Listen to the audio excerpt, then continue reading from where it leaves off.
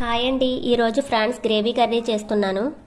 Half KG రొయ్యల్ని బాగా శుభ్రంగా కడుక్కుని పక్కన పెట్టుకోవాలి. 4 ఉల్లిపాయల్ని ఇలా కచ్చాపచ్చాగా మిక్సీ పట్టాలి. ఒక కడాయిలో 3 టేబుల్ స్పూన్ల ఆయిల్, బిర్యానీ సరుకులు, ఉల్లిపాయ పేస్ట్ వేసి బాగా ఫ్రై చేయాలి. దీంట్లోనే పచ్చిమిర్చి ముక్కలు వేసి బాగా వేయించాలి.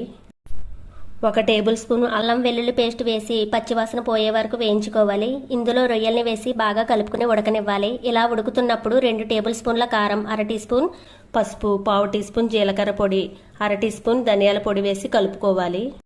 1/4 కప్పు చింతపండు రసం పోసి రుచికి సరిపడా సాల్ట్ వేసుకుని బాగా కలుపుకోవాలి. ఇప్పుడు 1/4 కప్పు వాటర్ పోసుకుని మూత పెట్టాలి. 1/2 teaspoon garam masala, 1/4 teaspoon మెంతి పొడి వేసి బాగా కలుపుకోవాలి. చివరిగా కొత్తిమీర చల్లుకుని సర్వ్ చేసుకోవడమేనండి. అంతేనండి, సింపుల్గా ఫ్రాన్స్ గ్రేవీ కర్రీ రెడీ. నా వీడియో మీకు నచ్చితే లైక్ చేయండి ఫ్రెండ్స్, సబ్స్క్రైబ్ చేసుకోండి.